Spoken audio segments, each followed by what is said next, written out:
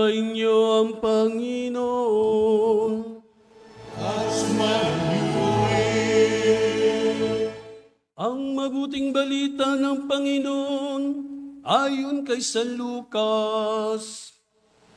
Paguri sa iyo, Panginoon.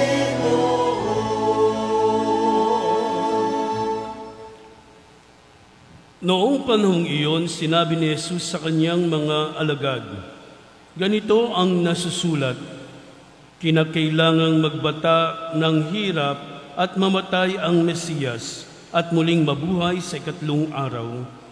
Sa kanyang pangalan, ang pagsisisi at kapatawaran ng mga kasalanan ay dapat ipangaral sa lahat ng bansa, magmula sa Jerusalem. Kayo ang mga saksi sa mga bagay na ito.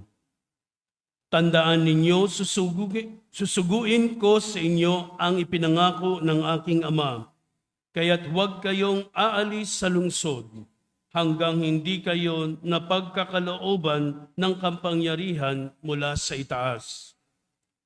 Pagkatapos sila'y sinama ni Jesus sa labas ng lungsod.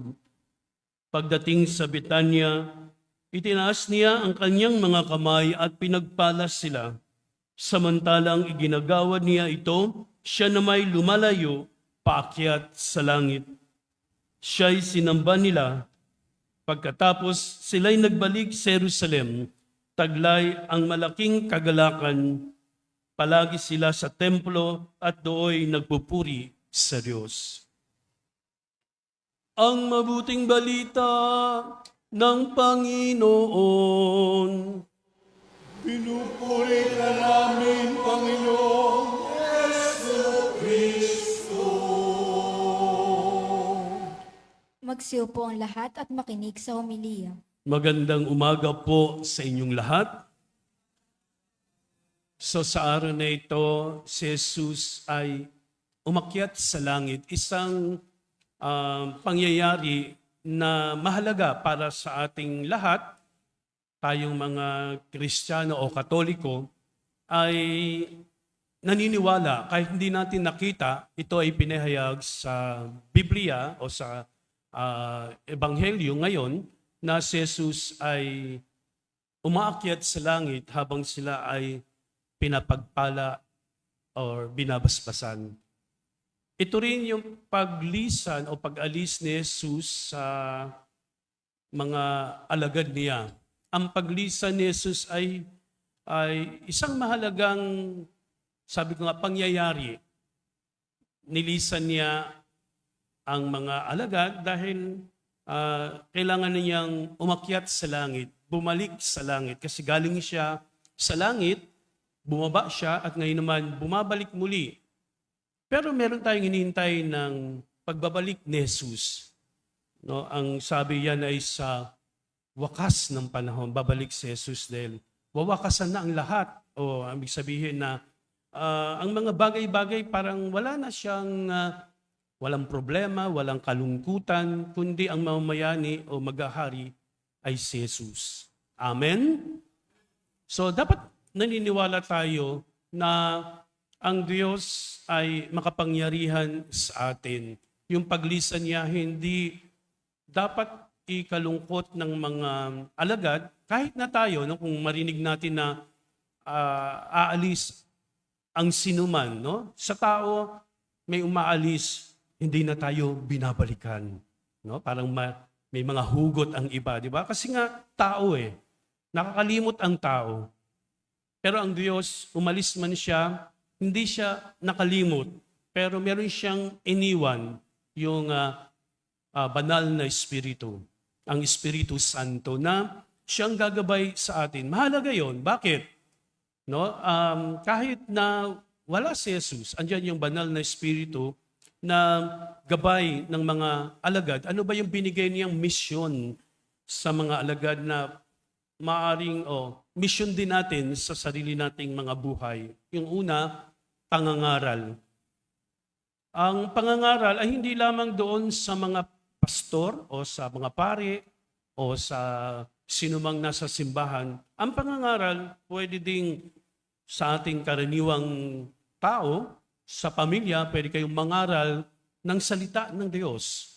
O pag hindi naman ay mangangaral ng mabuting balita, no? Ibig sabihin mang kabutihan, no? Sa tao. Yan, minsan sinasabi natin, ay si nanay, si tatay, nagsesermon naman o nangangaral naman. Di ba? Para sa kabataan, iba yan. Di ba? Hindi yan o binabaliwala ng mga kabataan yung pangaral ng magulang. No? Pero later on, marirealize ng mga bata, ay, ito pala yung sinasabi ng aking mga magulang. No? Saka lang natin marirealize pag tayo ay o nagkaroon na ng pangyayari sa buhay natin na na-experience natin. No? Ang paglisan ni Jesus ay magandang paraan na mabigyan niya ang mga alagad nung matupad yung kanilang misyon, yung pangangaral.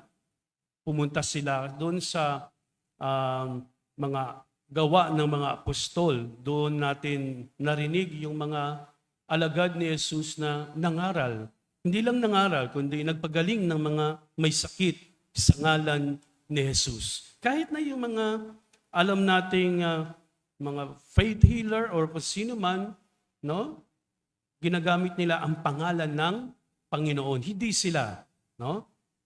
Pero kung ang mga ito ay gumagaling, siyempre, ito ay attributed to God.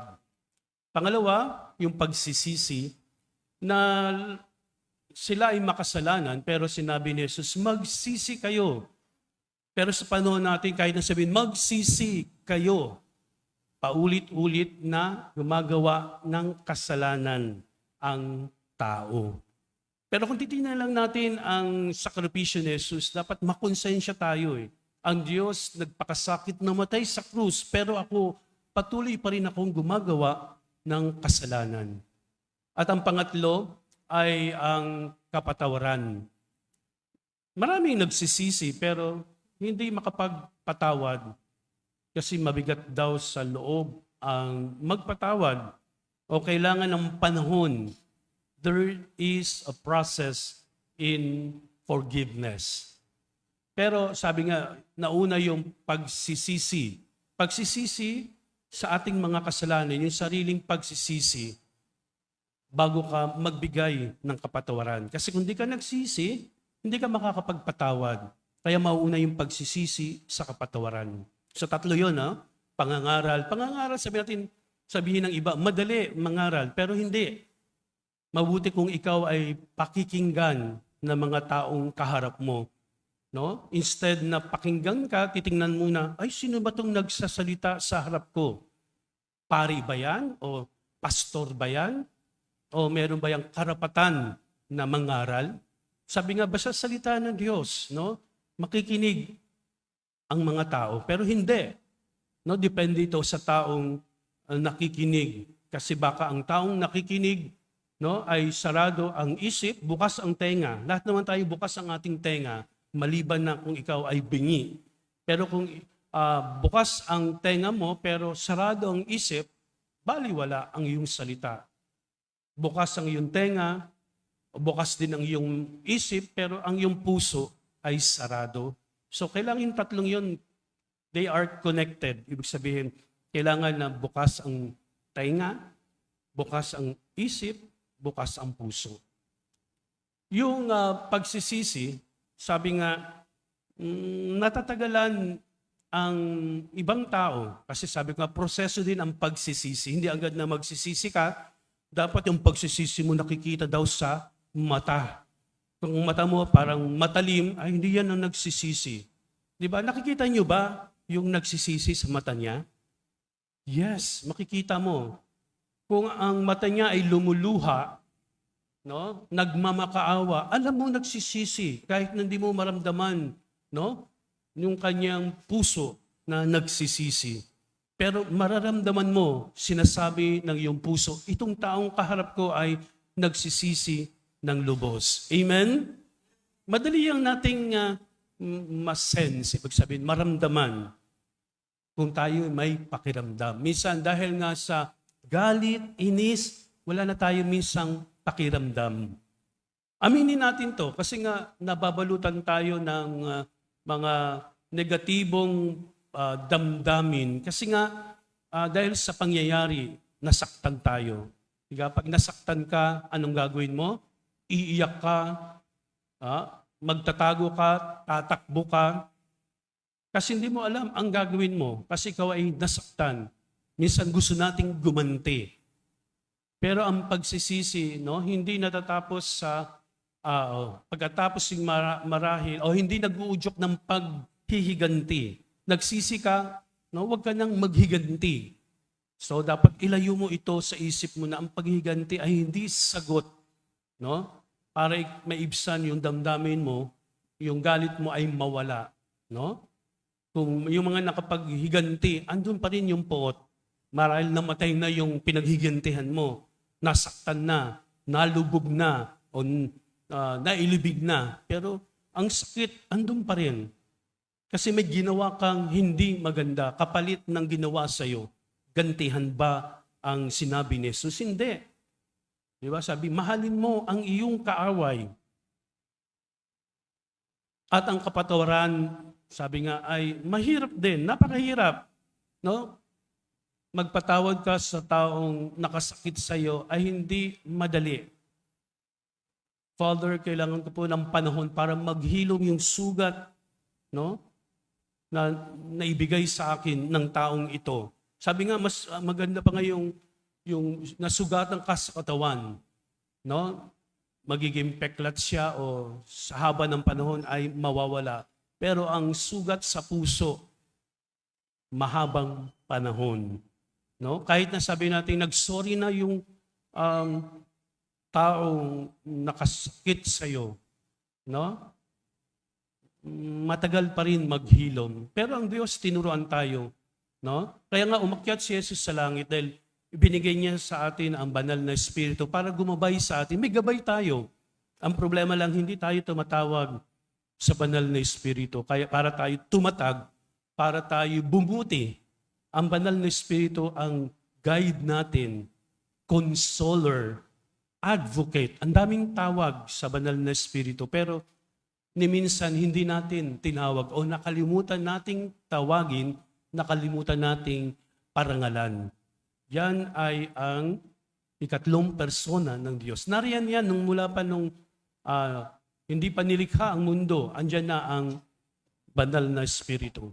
Kaya yan ang dapat nating parangalan. Umakyat si Jesus sa langit, tapos ay ibababa niya bibigay niya ang banal na Espiritu. Sa susunod na linggo, ang tinatawag nating Pentecostes. Pagkabuhay ni Jesus, 50 araw. Bakit ganun na tumagal pa si Jesus, hindi agad umakyat sa langit, tapos binigay niya agad ang banal na Espiritu? May purpose, merong dahilan kung bakit niya ginawa ito. Una, para magpakita, no? Ang papakita ni Jesus sa mga alagad ay pagbibigay ni Jesus ng lakas, loob at isipan sa mga alagad. Yan ang binibigay din sa atin ng Diyos. Sa panahon ngayon, kailangan lang nating gamitin o tangkilikin or sabi nga ay magdasal sa banal na Espiritu. Nariyan sa paligid natin, pero hindi natin nare-recognize, hindi natin pinupuri.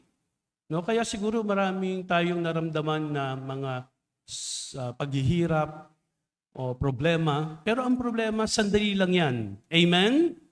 Pagkatapos ng lahat niyan, no, maniwala kayo o naniniwala tayo, no, tatapos din yan at tayo ay magiging masaya sa buhay natin.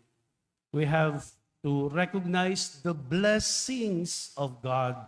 Kasi ang blessing ng Diyos ay darating sa atin, hindi puro kamalasan. Huwag tayong maniwala dyan. Walang malas na tao. Dahil ang tao ay nilikha ng Diyos na mabuti. No? Kaya ipagpapatuloy ng Diyos ang pagbibigay ng mga blessings o mga the gifts, lalo na of the Holy Spirit na binigay sa atin mula tayong binyagan. So, dapat alamin natin yun. No? Na kung ano yung mga gifts of the Holy Spirit, 7 yan. Kaya dapat alam natin. No? So, mahalaga ang pag-akyat ni Jesus sa langit dahil ang ating pag-asa ay lalong lumago. Na balang araw tayo ding lahat, no, ay aakyat, no, sa langit. Pero hindi natin itong katawang mortal natin. Si Jesus ay umakyat, no, body and soul. Sino pang isa na umakyat o inakyat sa langit? Body and soul, si Mama Mary. So, wala yan sa Biblia, pero sa tradisyon na si Maria ay namatay. Pero sabi, isa sa mga aral, dormisyon de Maria. Ibig sabihin, natulog lang si Maria, pero inakyat, no, ng Diyos si Maria sa langit. Tayo umaasa tayo, ang kaluluwa natin, no, pagkatapos ng lahat ay iaakyat sa langit. Kaya gusto natin umakyat din tayo sa langit balang araw kasama ang Diyos. Sa ngalan ng Ama, ng Anak at ng Espiritu Santo.